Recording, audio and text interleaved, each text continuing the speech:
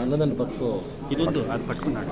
నేను ఇది పీటీ తీసుకుంటాను అన్నా, ఇది కావాలా? 51వ డివిజన్ నుంచి శ్యామ్ కుమార్ నేపథ్యం ఆధ్వర్యంలో ఈరోజు మొత్తం ఇంచుమించుగా ఒక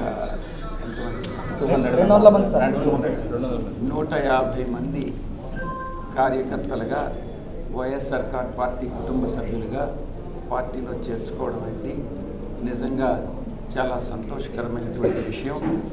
జగన్ గారి సంక్షేమ పథకాలు కానీ, సుపరిపాలన కానీ, అభివృద్ధి పథకాలు కానీ వీటిలో ఆకర్షితులై ఈరోజు తెలుగుదేశం పార్టీ అనుసరిస్తున్నటువంటి ప్రజా వ్యతిరేక విధానాలు కానీ, వెన్నుపోటు తత్వం కానీ, వాళ్ళు నాయకులను కొనుగోలు చేస్తున్నటువంటి విధానాలు కానీ చూసి తెలుగుదేశం పార్టీ పట్ల వాళ్ళకి ఒక రకమైనటువంటి ఏక్యభావం కలిగి వైఎస్ఆర్ కాంగ్రెస్ పార్టీ పట్ల అభిమానంతో పార్టీలో ఈరోజు అందరూ కూడా జాయిన్ కావడం జరిగింది.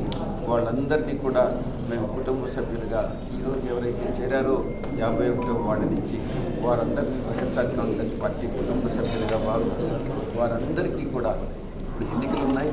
ఎన్నికల తర్వాత కార్యకర్తల్ని చాలా గుండెల్లో పెట్టుకుని వైఎస్ఆర్ కాంగ్రెస్ పార్టీ చూసుకుంటుంది.